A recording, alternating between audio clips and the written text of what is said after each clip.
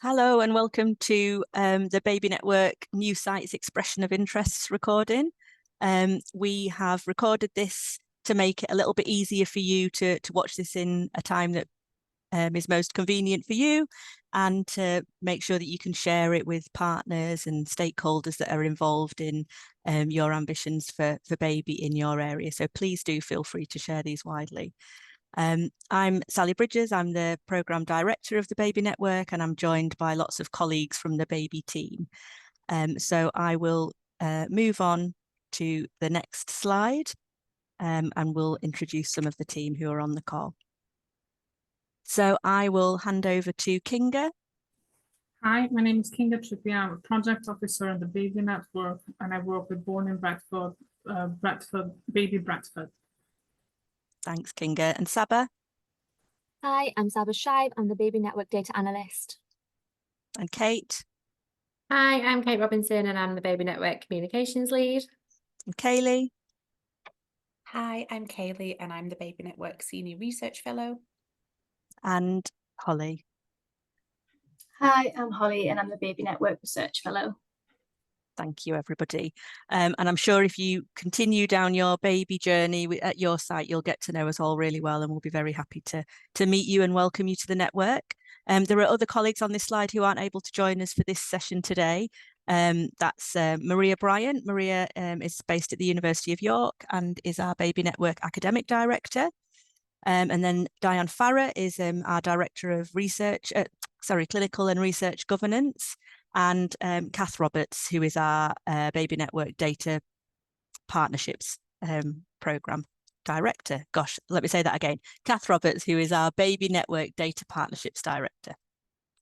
And there are lots of other people involved in the network, and in all of the sites there are lots and lots of individual people. So the network's only possible thanks to the work of a huge number of people and the generosity of the time given by everybody who works together to make it a success. So we're going to go through some slides here today. It will cover everything from where the study came from, what the aims and objectives are, to things like, nitty-gritty things around eligibility and funding and data sharing, and all of the things that we hope are important to know about before you start on your your BaBi journey, if that's what you choose to do. And we've devised these slides from questions that we've had when we've been supporting other sites to join the network. So we hope that lots of the questions that you will have as a potential site might be answered in these slides. So do take the time to look at them and share them with other colleagues who might have questions about it. And then, of course, there'll be contact details at the end where you can get back in touch with us if you've got further questions, and we'll talk about next steps. And we'll all cover different areas of the slides, so you'll get to hear from quite a few of the team members. So the BaBi Network is built on the foundations of Born in Bradford, and Born in Bradford is a world-leading research programme that that started by following the lives of 12,500 families who were born in Bradford between 2007 and 2011. So it's what I would call a traditional birth cohort study, in that a team of researchers were based in the maternity setting, and they approached pregnant women and their partners and asked them if they'd like to join a study. And if they said yes, then we took lots of information down in the forms of questionnaires. We might have taken samples of blood or hair or urine or saliva to look at genetic information and other biomarkers.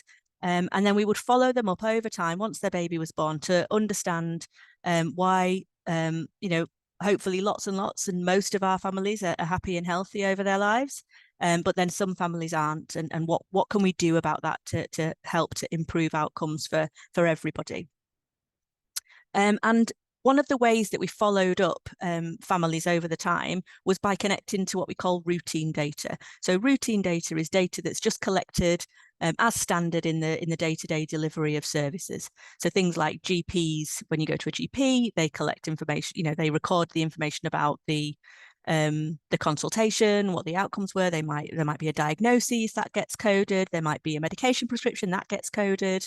And then, when somebody's pregnant, they see their midwives, all of the visits that they attend, all of the information that's logged, whether it's a blood pressure measurement or a fundal height, a baby bump measurement, whatever it is, it gets recorded in the electronic patient record.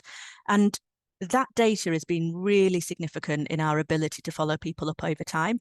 It reduces the burden on families. Rather than having to, complete questionnaires all of the time for us to get information, it's just information that's already there. And it's accurate. If we asked somebody to think about, how much their child weighed at their 1 year health visiting visit, I think they'd probably struggle. And, how many centimetres long the baby was from crown to rump, I think they'd really, really struggle. What we know is that data is already in the routine record. So actually, if we put the effort into working with those partners who have that data to build and share that with the consent of those families, then hopefully it reduces the burden on people. It connects data that can be used for research that can help us to understand how to make improvements and changes. And it's an accurate source of data that's already there and waiting to be connected. So as I say, we in Born in Bradford, we recruited thousands of families, tens of thousands, into our original study, and we've been following them up over time. And that means that we've got this really rich picture of people from a particular generation. Our children who were born into that cohort are now teenagers, and we're following them up in their secondary school years, and we followed them up in primary school as well. However, we're not, we don't have that in-depth picture of, say, 7-year-olds currently at the moment, because that's a different generation of children, and it's not feasible to have a long-running, as in a continuously recruiting traditional cohort, because it's very resource intensive. Now, what we realized was the value of this routine data. Actually, maybe we could capitalize on that and create a bit of a cohort for every generation by asking women for their consent to link their routine data. And that's what the very first baby site, which was here in Bradford, which we call locally BIB for all, so Born in Bradford for all, for everybody. That's what it aimed to do. And this, the diagram that you've got below is just examples of these different data sources that we're talking about. So you've got things like GPs and dentists, hospital data, midwifery and health visiting, so that's your health-based data. But then it's also linking in other broad-ranging data, things like education and school data, things from the local authority and social care that might help you to give a broader picture of things that are around the wider determinants of health. And by linking all of these sources of data together, we're able to build up this really rich picture of people's lives as they grow up, and enable us to have a look at the influences on those outcomes, and hopefully work to design things that change and improve those outcomes for everybody. And then once we'd set up BIB for all, other people were interested in joining, and that was, that's where the Born and Bred in network was born, really. So I mentioned that lots of other sites started to get interested. So we launched BIB for all we piloted it in the early part of 2019, and we were sort of fully launched by September 2019. And then colleagues from Wakefield and Leeds got in touch to say that they would really be interested in setting up a model like this. And that was the start, really, of the BaBi Network, and we've now got more than 12 active sites. We've got 12 active sites at the date of which we recorded this, and about 15 sites who are interested in setting up. And it's been so lovely to work with everybody on this. And what we've really tried to do, and I hope comes across in the slides, is the flexibility of the model. There are very key principles that obviously need to be maintained in the protocol, but it's very much a study that is a locally based study. It's designed to be used locally, and so that means that it needs to be flexible enough to fit within the local systems that you have in place. So across this range of baby sites, we've got lots and lots of different electronic record providers, for example. So whether it's, I don't know, Badgernet or Cerner or Medway, we've worked with all of them across this network, and what that brings is this real I guess network of knowledge across, and people that we can always link in together with to understand how people have set things up. So in an absolute nutshell, what the purpose is as a baby site is to connect data together locally to answer locally relevant questions. And we'll go into more detail on that as the slides progress. And each site is its own data controller. So that's quite different from other studies. So rather than all of the data coming back to Bradford as the sponsor organisation, every site is responsible itself for its own local data linkage. And being data controller is not only around linking the data, but it's also about keeping that data safe. It's about making the decisions and having the right governance around it to make sure that data is used appropriately according to what you've said you're going to use it for to participants. And we'll cover that in a little bit more detail later. Now, that said, we do, even though we've got all, each baby site is its own local data controller, we do, of course, work together across the network to answer questions that might be around national priorities or, rarer conditions where we need more data to work together. Or it might be about a shared priority that a few baby sites have. And we do this by working together on our meta cohort. So the meta cohort is a set of data, basically, which we request as anonymized extracts from each baby. So, for example, there might be 10 variables that we think are really important, whether that's ethnicity and age group and parity and language ability, whatever it might be, whether it's demographic variables or outcome variables. We might say we need all of those from all sites, and that then we bring that all together through SABA's skills into the meta cohort, and we'll talk a little bit more about that later in the slides. And as I say, that enables us to have this network approach to certain questions that we think might be of value to look at together.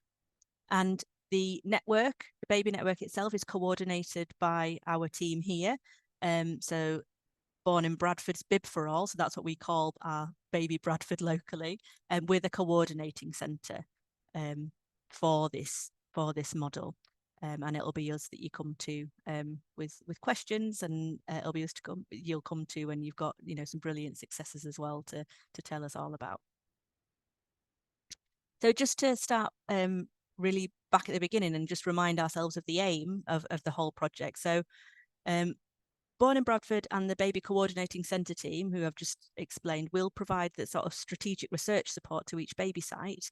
And that's about things like the ethics and the governance around the overall protocol and around the meta cohort design and recommending minimum data sets and things like that. So we'll provide that strategic research support, but each site itself will follow families and children from pregnancy into adulthood, and each site itself will join together existing routinely collected data sources to build up that complete picture of child health and development in the area that each site serves. So just to be super clear, for instance, we've got an ICS, we've got a particular ICS that's really interested in looking at, ICS is an integrated care system, who are interested in looking at baby across their whole system. But that system is made up of a number of baby sites. So we've got, I will probably forget a few and I do apologise, but we've got, for instance, Baby York and Baby Scarborough and Baby Hull and Baby North Links and Goole and Baby East Riding, and Baby Harrogate, who all work together across Humber and North Yorkshire as an ICS, but each site itself is the data controller. It's their responsibility to join together that existing routinely collected data to build up that picture, but then they work together as a sort of mini network, if you like, supported by the ICS to bring that data together. So you've got all sorts of different levels, and that's what I was saying at the beginning about the flexibility of the model to make sure it serves your site, as in your place, your communities, but also the system in which you operate. So in terms of the objectives, we want to make sure that we're informing and recruiting pregnant women who are booked to receive maternity care at each participating maternity research site. We want to link together routinely collected data sources from health, education, social care, and other relevant settings. We want to follow families over time using that linked data to investigate how mothers and children's health and well-being develops over time. And we want to use that data to identify patterns that may be used to help identify either early signals of poor maternal health or well-being, or it might be to help us identify trends that need to be investigated in new or interesting ways. And then finally, we want to develop a resource for future research on maternal and child health development. And that really comes from the idea of this being a research platform as well. So you're recruiting women in to the study, and those women are giving you their consent to link together this data for themselves and for their baby. But part of the consent also includes the consent to contact about future research. So if, for example, you're doing some really interesting work and you're identifying patterns in a relationship between two things, something that happens in pregnancy and something that happens in childhood, you've actually got the permission in place to go back and approach those people for whom the data is about to say, can you tell me a little bit more about this? So it gives you this local research resource for not just secondary data of routine, a secondary analysis of routine data, but also primary research for topics and priorities that are important locally. So I'm going to stop there and hand over to Kate, who's going to talk about eligibility. Thanks, Sally. So the great thing about BaBi is that all women who are booked to receive maternity care at your site will be eligible to join the study. So that's the great thing about it, is that it's really inclusive study. And because the recruitment is done through the midwives, we can really reach women that we probably wouldn't normally reach in research studies. So women remain eligible to join the study throughout their pregnancy and also after their baby's born until they're discharged from maternity care. And by that, we don't mean discharged from the hospital after they've had the baby. We mean when they've been discharged and handed over to the health visitor. So you can do postnatal recruitment as long as it's before the woman has been discharged from maternity care and given to the health visitor. But from that point on, the woman can't be recruited. So it's just really important to get the women antenatally or postnatally in the hospital, or even the community midwives could do it before the woman's discharged as well. So all the babies born to the women who have agreed to participate are eligible for recruitment, and the mother actually gives that consent for the baby to join the study at the same time that she gives the consent as well. And obviously that might be before or after the baby's been born.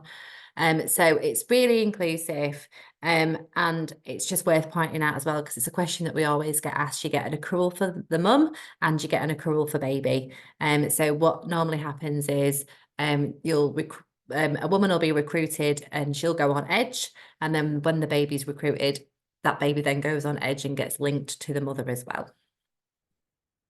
Next slide, please. Thank you. So we've tried to make it as easy as possible, and I'll go a little bit more into the flowchart of recruitment on the next slide.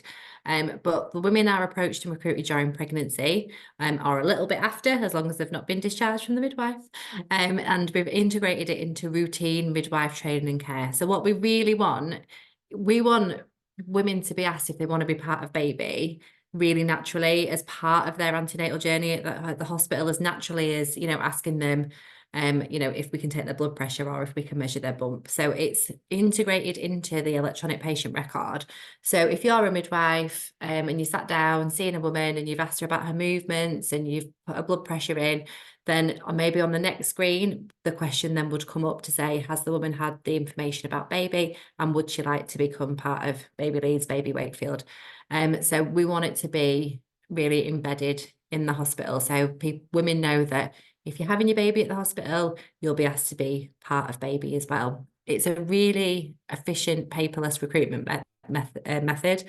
There's no additional data collection. So I know that usually in research studies, you're used to filling out really, really long case report forms about outcomes and all sorts of things and send them back, but there's none of that at all.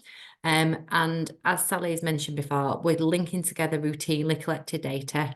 So there's no blood collection. There's no other study procedures. Once you've got that consent from the woman, she doesn't have to come back in for any more things. We know it's really transferable. We've got 12 sites running now, and we've got another 15 interested. So it does work, and the women do find it really good. And also the community midwives find it really acceptable as well. And it's a really good way to get all your clinical teams involved in research, because that's another thing that we're always wanting to do is, you know, engage all the workforce in research, because it's part of the CQC now, it's part of the NMC code. So it gives you midwives that sort of opportunity to get involved in research. The targets sometimes sound a little bit scary if you're used to research studies as well. For the first year, it's only 10% of your women, but that goes up to 60% in the 5th year of recruitment. And some people go, oh God, that's loads. But actually, when you think about it, there's no exclusion criteria. Your eligibility criteria is anyone that's booked to receive maternity care. So that's why we can aim to really recruit a lot of people in the study. And also we want a lot of representation from you know, all the different parts of your populations as well. And we can get that through the community midwives. Next slide, please, Sally.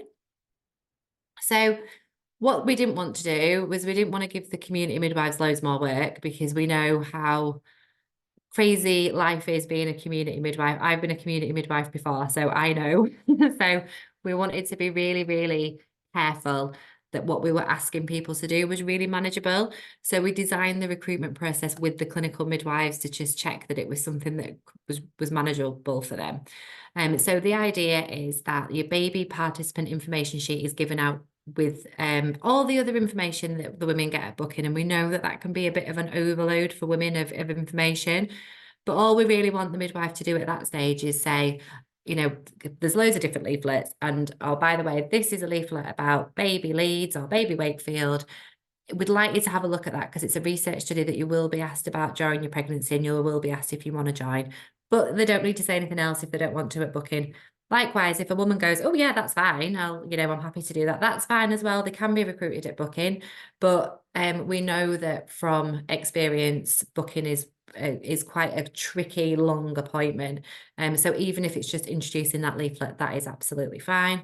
And then, because the question is built into the electronic patient record, that means that at every subsequent antenatal appointment, the question will pop up in the workflow. So some midwives might decide that actually I'm going to ask all my women at 16 weeks when I'm giving them the blood results back, because that just fits into how I do things. Or some midwives might even say, actually, I like to talk to women about the study at 28 weeks while I'm taking her 28-week bloods. It can be whatever works for the midwife. And there's also the option to not ask at that time, because it might be an inappropriate time to ask, or clinic's running over, and, you know, you've run an hour over and the doctor's banging on the door because they want the room back, so you're not going to get around to doing it, and that's absolutely fine.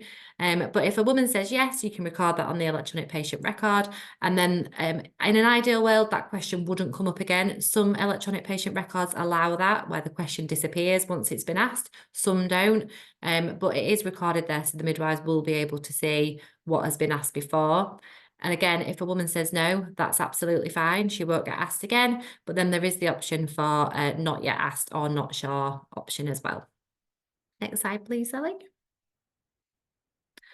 So again, if you're a research midwife watching this, or a research and development manager, you might think, oh my goodness, how am I going to train and GCP train hundreds of community midwives? Because that's going to be a humongous feat. So we've thought about that as well. And what has gone through ethics and has been agreed by the HRA and ethics is that the community midwives, the people taking consent, do not have to be GCP trained. They do have to have some training, and that training is based on the principles of GCP and also informed consent training as well. So the idea is that the community midwives, or people recruiting, have the sort of bespoke baby training, which takes around 15 minutes. But then they don't actually then have to go on the delegation log. So the delegation log, as usual for all the studies, has a list of all the research team that's on there who are GCP trained and have been delegated tasks from the principal investigator. And one of those tasks delegated is training. So you'll have a research midwife on there with the delegated task of training. She will go out and train the community midwives, showing them, we've created a webinar for you to use as well. Then it's actually the community midwife that fills out a training log. So you don't need to get a signature from your community midwife to say they've been trained, because you might be doing it remotely. That's completely fine as well. So the research midwife will write down what midwife, who they trained, when they trained them, and then they can sign it as well, so that when we come and do monitoring, we can look at a woman that's been recruited, we can see who's trained her, we can then check that that person has been trained and she's on that training log. We can then see who trained that midwife, and it's one of the research team, and then we can check that that member of the research team is on the delegation log with an up-to-date GCP with that task delegated to them by the principal investigator. So there's a really, really clear audit trail, but it means that you don't need to go out and GCP 160 community midwives and get them to sign a piece of paper, because we know that that wouldn't work. So as I mentioned briefly, we have created a webinar. The webinar is 12 minutes long. It's based on the principles of good clinical practice, and it explains BaBi and it explains informed consent. It's everything you probably need to train the midwives. It doesn't replace face-to-face training, so it wouldn't be something that we would say, I'll just email it out to everybody and tell them to email you when they've watched it. That's not proper training. What we would want is them to be a research midwife there while they were watching it, so they could ask questions afterwards and they can check that they've understood everything. You could do that in a group situation, that's fine. You could do it over Teams, but there does need to be that sort of interaction to check understanding and check that they know what they're doing. And we also ask each site to add a couple of localized slides to your training as well, because obviously everybody's electronic patient records are going to look a little bit different, and also probably a slide with your contact details on as well. And we have the slides from all the other sites that have set up BaBi so far, so we can share those with you, so you've got loads of different ideas. Next slide, please, Sally. So one of the things that we get asked quite a lot is, well, what do we actually need to be a BaBi site? So we've created an infographic to explain what our suggested minimum requirements are. And a lot of sites that have been setting up recently have found this quite helpful, because it almost creates a bit of a checklist before they think, right, actually we're ready to go, we're ready to be a BaBi site. Sally, if you could click on the link, and then we'll all cross our fingers to check that it opens,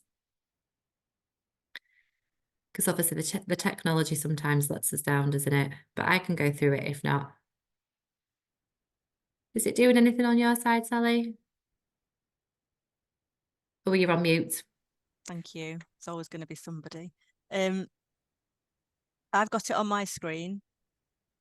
Yeah, I think we probably have to stop sharing the slides to then share that. So I can just talk through it, Sally, and you can read through it at the same time. And then if I miss anything, you can jump in. Sure. Okay. So this is a test for me now to remember my infographic that I did. Okay, so the number one thing you need, well, it's not, this is in no particular order. It's a little bit like when they announce people on I'm a Celebrity. This is in no particular order, but number one is electronic patient record. So you do need to have electronic records, because the consent question has to be built into the electronic record. And obviously you can't do that if you don't have them, if you're still on paper. And also you need electronic records to be able to link data together. So that's really important. And to get your electronic patient record updated, you need some data and IT support. So on number one, really, it's kind of the technology side, which I know that Saba is going to go into a little bit more later. But you will need the support of trust data teams, trust IT teams, because you'll be needing to update your electronic patient record, but you also need support to upload accruals to Edge. If you think about other research studies, you might go out and recruit one woman and you put her on Edge, and then you write her in the diary, and then when she's had a baby, you can put BaBi on Edge and do things. But when you think your community midwives might be recruiting hundreds of women a month, and then all those babies are popping out all over the place, it ends up being somebody's full-time job keeping Edge up to date. So we do recommend that you find in your data and IT teams that you trust someone who can arrange for bulk upload into Edge or any other system that you might use that's similar to Edge.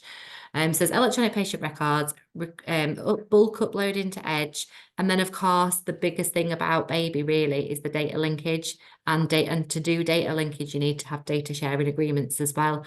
So part of this is thinking about starting to grow that team and having this team but based on these minimum requirements. So you would have research staff, but you would also have data and IT support as well. Sally, is there anything else on number one? That there are no consent forms or CRFs to send back to us, Yeah. given that it's electronic patient records. Yeah, so that's everything. So I think it's just really highlighting that we're taking consent from women to link together their data. So that's what we need to do. And that's why you're going to need some really, really strong data support from people around the table and from the data teams in your trust. Remind me what number 2 is, Sally? Number 2 is, shall I try and summarize it? Is Yeah, that yeah, that's useful? absolutely fine. I will Yeah, try my brilliant. best. So number 2 is the project team. So BaBi's it's unlike most studies because it does require that sort of local project team made up of all the personnel required to manage the project locally. So the project team is responsible for managing the local study, approving data and collaboration requests, because you remember that you're the data controller. So when you do get those requests to make the use of the data, you need to have a project team that can sort that through. It's also the local data protection and governance, as well as study setup, ongoing training, engagement and comms, and those data sharing agreements that Kate said. It's, getting those up and running and managing those longer term, as well as the sort of linkage and building that bespoke BaBi database. And then number 3 is local support. So I can't stress enough how important it is to take this sort of local viewpoint. This isn't a study about a trust or a hospital, or about getting somebody into a study for a sponsor elsewhere. This is absolutely about your local area. So we think of it as an intelligence tool for your area, and it's to be used locally to link that routine data together and then use that data to identify ways to reduce health inequalities in all sorts of different ways. And to do that successfully, you do need to build a local collaboration. And the broader your local collaboration, I would say, the stronger your project will be. So in sites where where we see that real local support, they've built their local collaboration with people like local authorities, academic institutions, as well as sort of more system partners like the integrated care boards and the integrated care systems, and voluntary sector organisations. Anybody that you think has a stake in the work that you're trying to do, get them involved, because they'll be really helpful and supportive. It also helps you because they are often the people that you want to get the data from in terms of the data sharing agreements. So if they're round the table in your local collaboration, then it's much easier then to make those links. Now, these people might be part of your project team, or you might use them to form a steering group, or it might be just broader engagement with those stakeholders through other means. This is where that flexibility comes in. As data controller, you can choose how you decide to do that. But they're also important for things like identifying funding opportunities and creating that plan for how you're going to use the BaBi data to answer your questions locally. So if we talk about funding, there isn't any central funding for BaBi, and so it's your responsibility, the local site's responsibility to fund the project. That doesn't mean it's your responsibility as a trust. It means it's your responsibility as a site. And so again, the broader you can build your collaboration, there's more potential there, I suppose, for identifying funding that can support it. So I'm just looking at other bits on this. A really helpful infographic here, and it's available online. You can access it freely. The other thing is what I mentioned about deciding how you're doing it, creating that plan for how you're going to use the data. Because I'm sure that most of the people watching this video will be people used to setting up studies and delivering that research, recruiting participants in settings, much more than people who are making plans for how to use the data at the end. But you do need both sides of the coin for a BaBi site, and so academic leads and support is a really important part of it. So each local BaBi site will answer its own local research questions independently of that meta cohort that I talked about. And to do this, strong academic links and leadership are really important factors. And again, the more of these that you have in place, the more, the more quickly you'll be able to be a successful site, I suppose, in terms of generating funding, answering questions and making improvements to the health and outcomes of your community. And academics are great at understanding research opportunities and funding opportunities. So they're good friends to have. Number 4 is a principal investigator. So you'll, as with any other study, BaBi will require a PI, but the PI needs to also be somebody that can facilitate those conversations and get support from decision and policymakers in that local area and really drive the project forward. We aren't particularly prescriptive about who that person is. So some sites have chosen to also have a project lead and a project manager, sorry, to assist the PI in day-to-day running. But others haven't, and the PI, you know, in some of our sites, for example, is an R&D manager. In another site, it's a research midwife. So there's very different examples. Kate's already mentioned sort of IT, informatics, and the data team. That's number 5. So I don't think we need to pick up anything there. And then the final one there, number 6, is a research midwife or nurse. So as with any research study, BaBi does need a research midwife to support study setup, running the study day-to-day, training the midwives, taking consent, and getting involved with the comms and engagement activities, and just, you know, generally troubleshooting all the challenges and barriers that you come up against in doing that. The research midwife is part of the project team, and in lots of our sites, that research midwife has taken that role of sort of project manager, and in some sites, as I've said, is also PI. So it can support all kinds of models, but there are sort of first stab, I suppose, or well, not first stab, quite a lot later than first stab at those minimum requirements, if you like. Yeah, and this, we'll have sent you the link to this recording, but we'll have also sent you the minimum requirements as well. And it's probably just worth mentioning that our expression of interest form is formed by these minimum requirements. So after you've watched this and you've had local conversations, you are interested in being a BaBi site, you can fill out the expression of interest form, and it basically covers each one of these 6 points.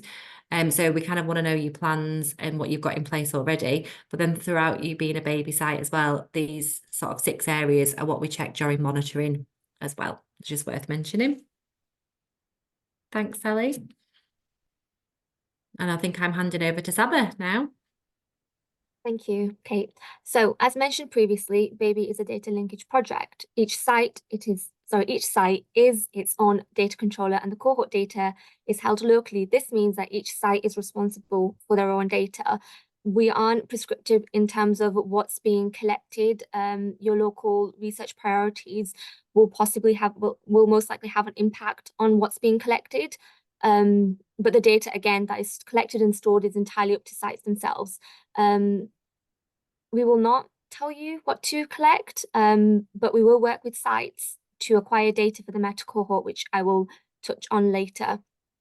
As mentioned again before, there are no case report forms sent back to Bradford, and CRFs don't exist in this study. You will be expected to embed your consent questions into your maternity system. This will allow midwives and other trained professionals to take and record consent. Participant data will need to be extracted for accruals, and babies will need linking to mothers to answer local research questions. It is up to sites how they would like to submit their accruals, as here at Bradford is done on a monthly basis.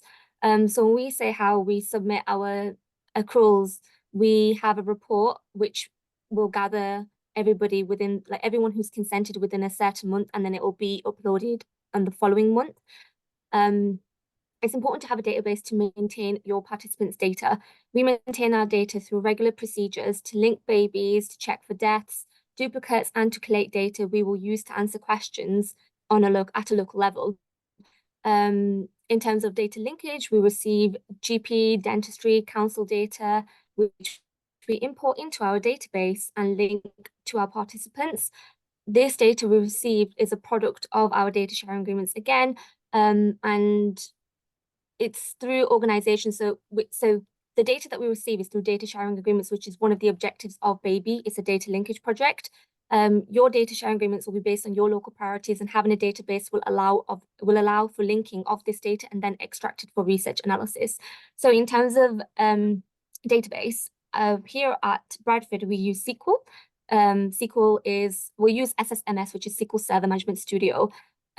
Fortunately for us, we've moved. So initially for maternity, we had a system called Medway, which was a downstream system. So it wasn't linked. That data wasn't being stored there was no linkage between our data warehouse team and that downstream system. So that data would be extracted through CSV files. Fortunately for us now, we have moved on to Cerner, which is also our main patient administration system. So this allows us to extract our data through a linked server.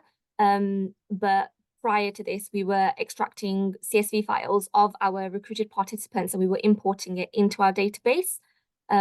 So it is really, really, really important to have a database because there are multiple things that you will have to do to the patient's data, or sorry, the participant's data. So like an example I always use is, for example, you can have women who join the study, they're pregnant, they join the study, they miscarry, but they are pregnant again, and they choose to join the study again. Now, if you look at that data, you will assume it's just a duplicate consent that, you know, she was pregnant and then we've taken consent one time and then we've taken it again. However, if you look at a closer level, you realize they're two different pregnancies, thus they're two different consents. And having a database and code that picks up on this is very important. Next point, the meta cohort. Yep. So I've touched on data sharing agreements. So the meta cohort. The meta cohort, which will now be hosted in a secure data environment, it consists of extracts from sites containing pseudonymized data. The data is pseudonymized to allow for removal of duplicate women. The coordinating center will let sites know which variables you would like, and a common data model, which will be created by us. This will contain details in terms of what the variables are and what format those variables need to be in. But that's something I will work with sites on. It's not something that we would just, you know, throw at you and expect from you. We'll make sure that we work with sites so everybody's on the same page.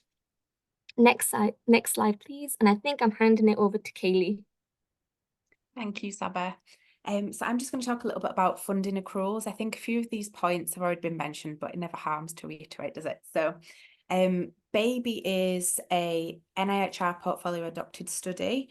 It's adopted public health as its main banner, but it's supported with reproductive health and childbirth as a supporting speciality.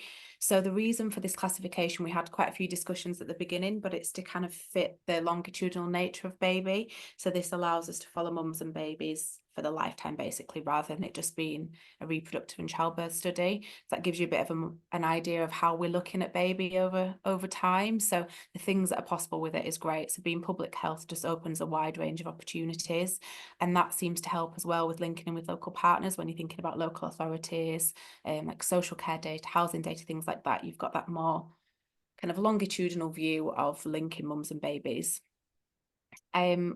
We've already touched on accrual. So as Kate mentioned, you get an accrual for every mum and every baby.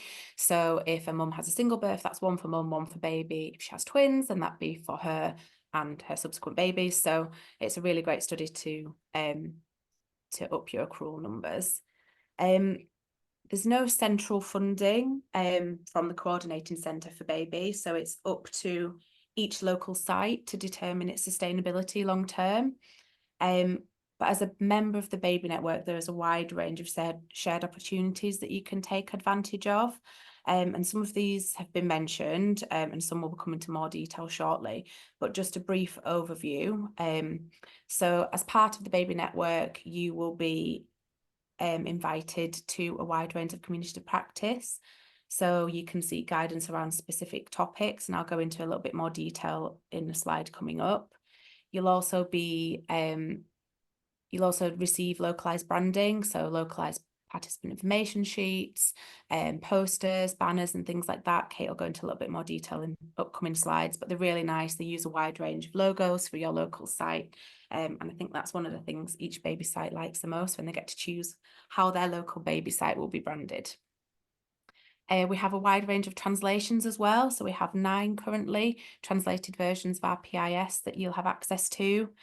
Another strength that you become part of the network, it's become really quite well developed recently, and the identity that you get as being a part of BaBi opens up a lot of opportunities. It's something that's like quite hot at the moment, I would say. So becoming a part of the network just naturally opens you up to other opportunities. You also benefit, Sally mentioned earlier on about our ethics and HRI procedures. So we coordinate that centrally, and being part of that, you don't have to worry about that. We do that centrally for the network-wide ethics approvals. You'll also have access to a wide range of funding applications that we've put in previously, so you can see the sort of things that we've been granted.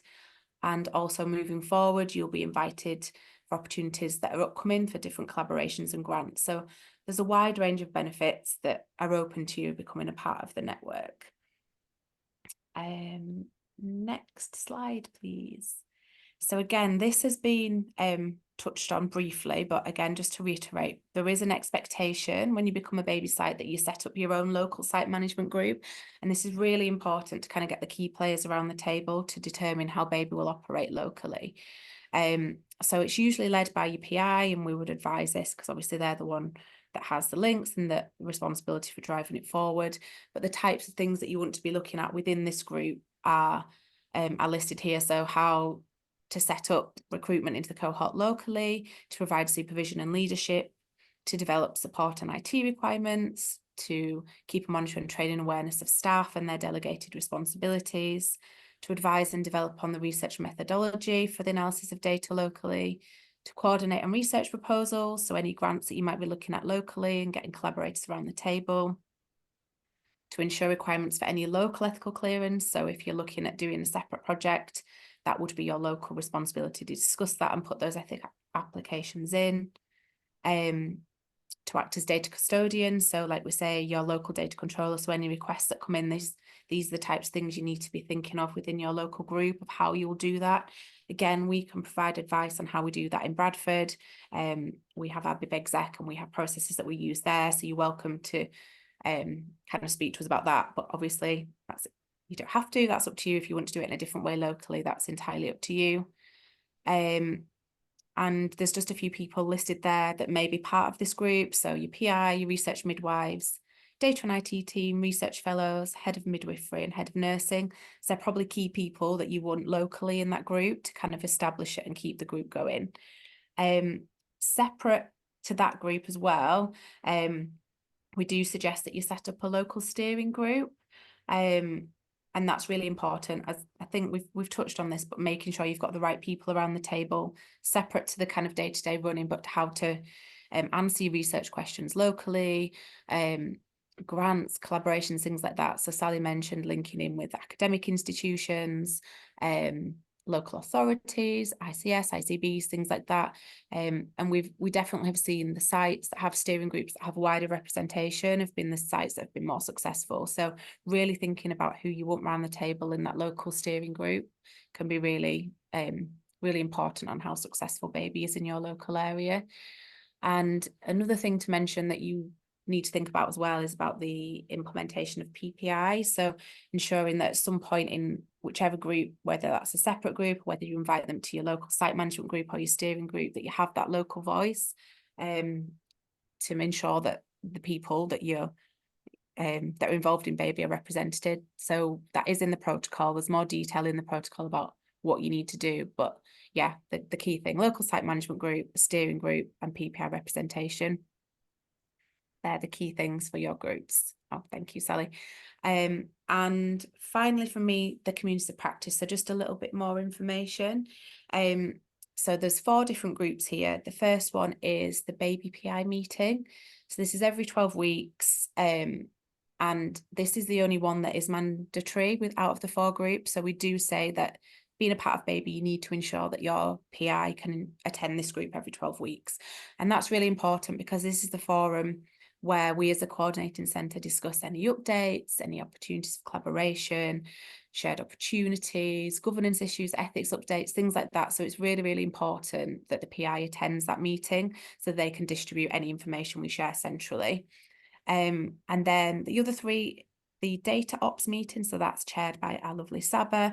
So this is more a specialist group for your data and IT leads. So they're the representatives from your site. You need to think about who would be attending that. It's kind of your data and IT people. None of these, like I say, apart from the PI, are mandatory, but we do find that they're really useful.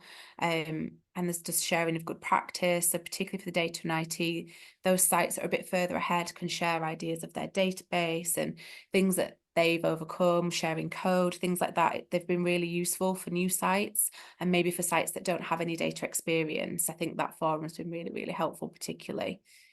The third one is the BaBi Research Midwife or Nurse Forum. This one is really nice. This is kind of one of the more informal ones. It's kind of just a nice place for the research midwives to share any good news stories, any examples, resources, so things like posters, events that they do, so drop-ins, how they've increased engagement, things like that. So the research midwives, I think, really like that. It's kind of a really supportive group. And yeah, just a way of sharing things that they've been doing locally.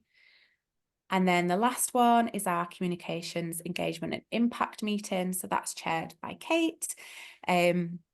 She will ask for site updates on comms and engagement, and that's also an opportunity where we ask each site to update the impact log. So we have a central log where we ask each site to ensure that they're updating any impact they've had locally. So any events that they've attended, any funding they've received, any links, any new partners that they've involved. So it's really nice to share what's been going on, but also to give other sites other ideas of what's been happening. Again, engagement, attendance at this might vary. So some sites, they send their comms lead from the trust. Some sites don't have comms leads. So it completely depends who you want and who's most appropriate to attend. But that's up to the site. But again, it's a useful group to share good practice and share resources. Kate, is there anything you want to add to that one that I've missed?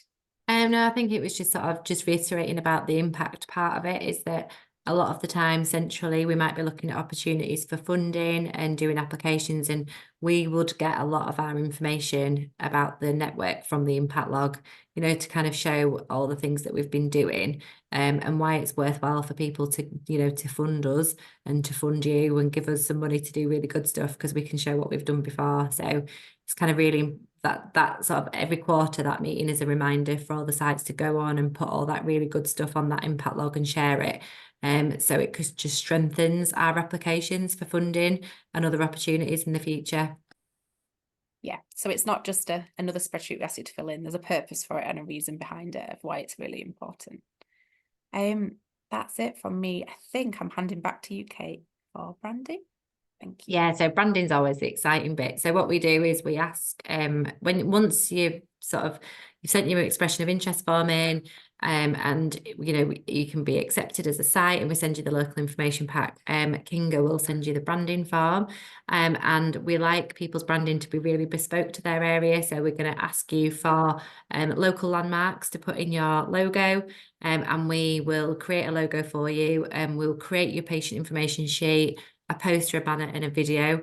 It's worth saying as well that we need some local photographs from you, and you could use stock photos, but we really advise against it, because actually it's just really nice for you to use photographs that represent your local population. A lot of the time it's the research team's children or pregnant midwives, because obviously they do need to have, you do need to be able to get consent for those. There's about a 4-week turnaround for the branding. So we just warn people, because it's the one thing they get really excited about, and as soon as they decided to be a baby site, they want to put it on all the slides to go out and tell all their partners, but there probably will be about a 4-week timeline for that. And we just sort of want to stress to everybody, please make sure everyone locally agrees on it and signs it off, because it gets very costly if we need to make changes, and we would have to pass those costs on to the site if there's too many changes. If Sally moves on to the next slide, you can see a couple of examples. So we've got the Wakefield logo there with the cathedral in there. I love the Nottingham one. That's always been one of my favourites, because Robin Hood's on there, and the giant oak from Sherwood Forest as well. And then the Baby Leeds leaflet is on there as well, which is an example of one of the photographs that you can send in. So it's always a good little exercise to go around the office and see who wants to submit their baby photos for their leaflets. It's lovely. Next slide, please. And then we have a baby website. So the www.babinetwork.co.uk is the main website, and each site has a page on that website, which we will ask you for bios, we'll ask you for information, and we'll ask you for photographs of your team. So all the pages look similar. That is your page, so you can put on there what you like, but we'll send you the information for that. And also that page will then also link locally to your own local baby site, and you might choose to make your own BaBi's website, that's absolutely fine. Or a lot of sites, as you can see, are part of, so for example, BaBi Leeds is part of the Leeds Teaching Hospitals site, and that has a link back to our BaBi Network website as well. So that's information you'll be asked about, and that's really good for sharing with partners and making it your own as well. Next slide, please. I think I'm passing over to Holly now. Yeah, so as a BaBi site, you'll have access to our BaBi Google Drive, and this is where we share all our resources. So for example, you can see there's a folder there for grants, and that's where we share successful grants that might be helpful to you if you're applying for funding for your BaBi site. As Kate mentioned, we also have a place where we record impact, and that's stored in our impact folder. And this would be for recording things like conferences you've attended, or networks that have, or collaborations that have resulted from being part of the network. So we try to record as much as we can on there, like Kate said, for when you're going for grants and things, we can use that as evidence. It's basically a place where you can see what all the other sites are doing and learn from each other, again, in addition to those communities of practice. Can I have the next slide, please? So as we've mentioned, the aim of BaBi is to use locally linked data to identify ways to improve outcomes for mothers, babies and services. And using your BaBi data with this aim in mind is a requirement of the protocols. We want to make sure that we're not just recruiting participants to the cohort, and that we're actually using this information to improve health locally. And on the screen is a model that was developed by Sally and Maria, our two directors of the network, to demonstrate how the BaBi data can be used to inform local decision making. And I'm just going to quickly talk you through how this model can work in practice, using an example from my own PhD research, where I focused on using data from the BaBi study in Bradford. And this is to kind of give you some ideas of the things that you can start to think about when you're setting up your site, about how you're going to then make use of it. So the first thing that you'll want to do is to start by prioritising what's most important and urgent locally. So what are the topics that your local area is most interested in? And this is so that you can understand how your BaBi data can then be used to meet local need. And as part of my PhD research, I developed this online workshop method to identify and prioritise locally relevant research topics with local stakeholders. So it invited commissioners, practitioners, service providers, and also families to come together to decide on those research priorities. And I initially developed this method to identify research priorities for BIB for all, but then other sites across the network then adapted this method to suit their needs locally and identify priorities for their site. So as I mentioned, it's an online workshop method, but some sites have done this face-to-face, so it is kind of, adaptable to what would best suit your local population. Again, this is just one of the ways that you can prioritise research for your BaBi cohort, and we'd have some resources that you could use to support you to do that, should you wish to do that. But obviously, again, you're your own data controllers, you decide how your data is used and how you want to use that data. So we just have resources available should you want to use that method. So now that you've prioritised what's important locally, you then want to use your data to address these important research topics. So in my PhD, I used the priorities from the BIB for All workshop and worked with local stakeholders and members of the public to co-produce the question that I looked at. The question that I looked at related to the effects of mild to moderate mental ill health during the perinatal period on child development. And when I actually analysed that data, I found that key information that is needed to address this research priority was not actually that well completed. So for example, a measure of child development that should be routinely collected for every child in the UK, the Ages and Stages questionnaire, was actually available for less than 50% of the children in the cohort.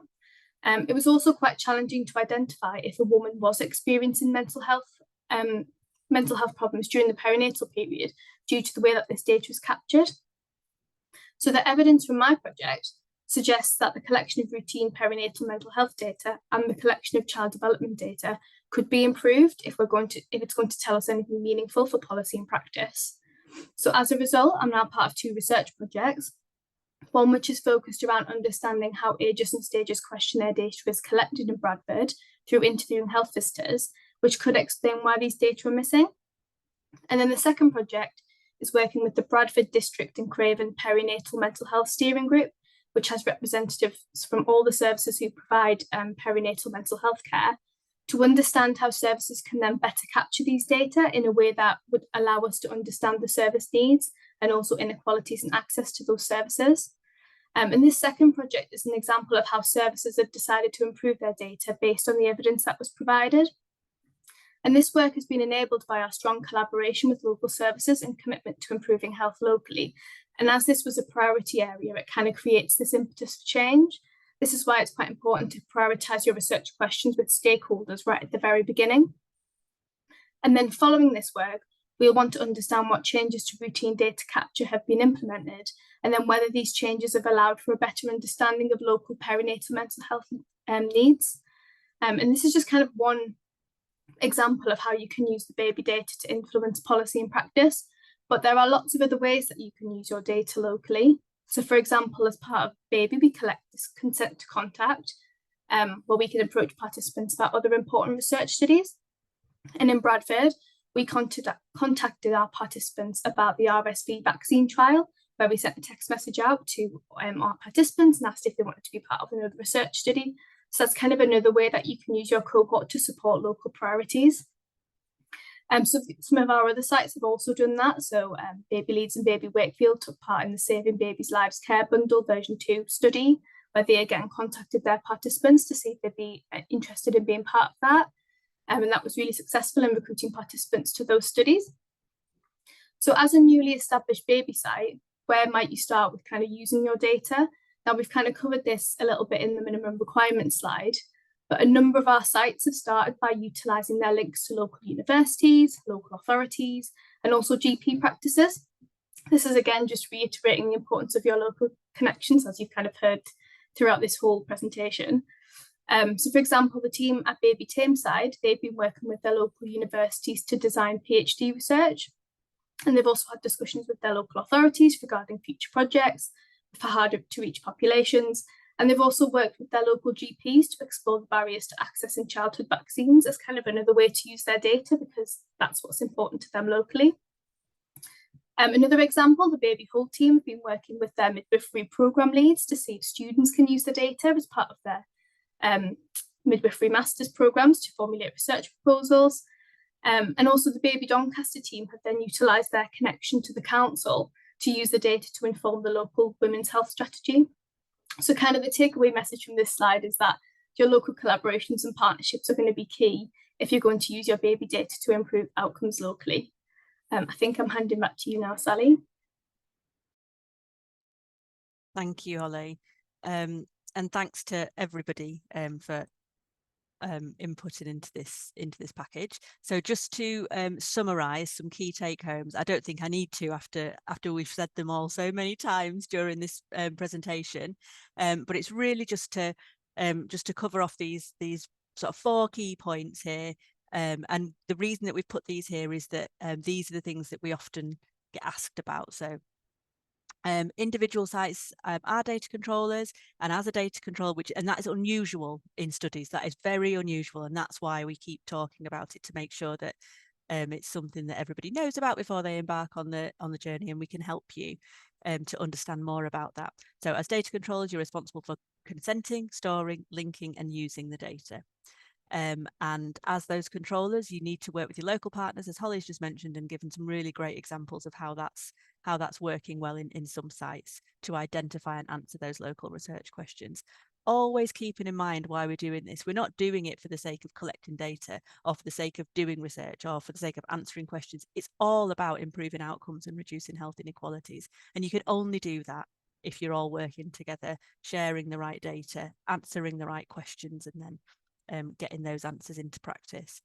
As part of the network, you will also be contributing to that meta cohort. That's that pseudonymized extract that Saba mentioned, where we're bringing together a collection of variables that we'll discuss together, we'll co-produce so that everybody's happy, and that will allow the data to be used across the whole country, which will be fantastic.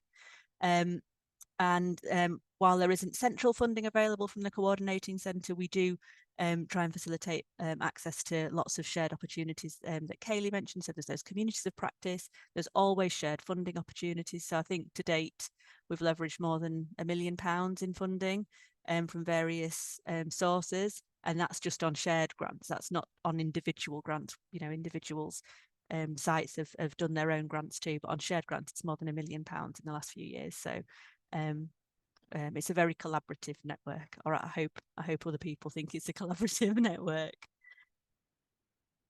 So in terms of next steps.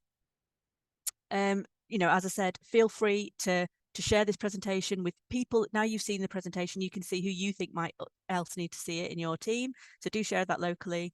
And then come back to us when you're ready. I think the key things to do are to check that you do fulfill all those minimum requirements. You know, you've got an EPR that you are happy to tailor to accommodate the consent question. You know, you've got your relationships with your data and IT people. You've identified a PI, and you're having these local conversations to build your collaborations. We don't expect you to have all of your data sharing up and running.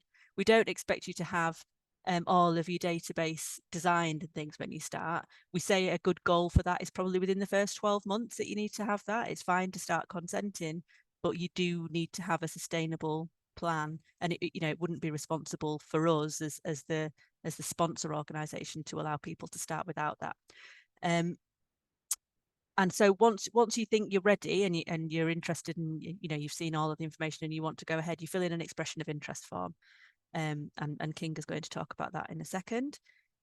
And then we will, you know, Kate mentioned this earlier, please don't be offended if we come and ask you more questions about your expression of interest form. All we're ever trying to do is understand what position you're in and what support we can provide to enable you to, you know, to become a baby site if that's what you want to do. But we just know from experience now with our 12 sites, the factors that are really important. And so we will come back and ask you about that expression of interest form, because the idea of that form is it fully articulates what you will be doing, and what you've got in place and what you've still got to set up into place. So that's that. I'm going to hand over to Kinga to talk about some useful links. So here are some useful links to our website, the video that played at start, and our email address in case you have questions. Thank you for your time and thank you for listening. And we're looking forward to hearing from you. Thank you, Kinga. And you can get in touch with us if you would like an expression of interest form on that BaBi Network address. And I'd just like to finish, as we always do, this presentation with a big thank you to all of the midwives and families who make this all possible. The BaBi Network is, you know, only possible thanks to the generosity of everybody involved, and we're grateful to every one of them that's been able to make it happen. So we hope to welcome you to the network at some point in the future if that's what you would be interested to do, and thank you for listening.